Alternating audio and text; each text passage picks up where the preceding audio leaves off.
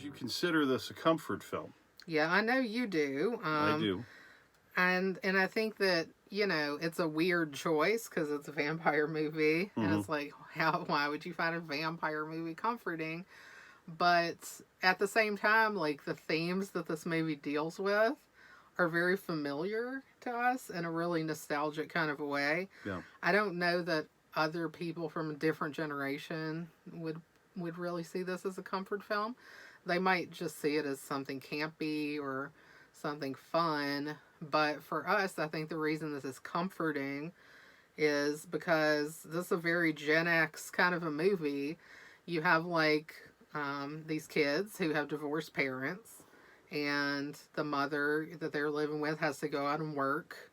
They're alone a lot of the time. They're like latchkey kids. They kind of have to figure out their own way. Mm-hmm. And you and I both have divorced parents, and kind of had some alone time and things when we were younger. Oh, yeah. Because both our parents had to work. So, you know, I ended up taking care of my sisters a lot, so I could relate to, like, the Michael character, having to kind of take care of Sam. Mm-hmm. And you could relate, I think, to Sam being, like, this extroverted, like, enthusiastic kid who likes, you know, comics and things like this.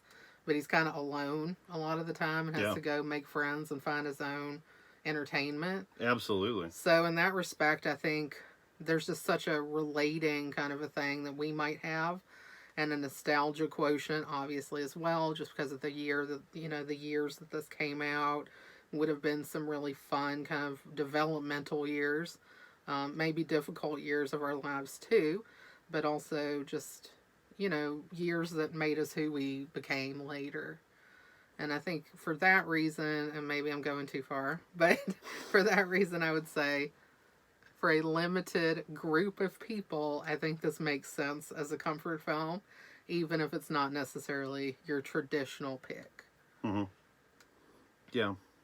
It's, yeah, I mean, you really hitting the nail on the head with just, again, exactly what I feel with this. It brings you back to a time, you know, it's kind of like The Outsiders. You know, you were taking care of things on your own. Yeah. You know, we didn't have cell phones. Getting in touch with your parents wasn't as easy. You had to make decisions on your own. You had to go out, do things. You know, it was like, I don't know, we were like live without a net. You know what I mean? That's true.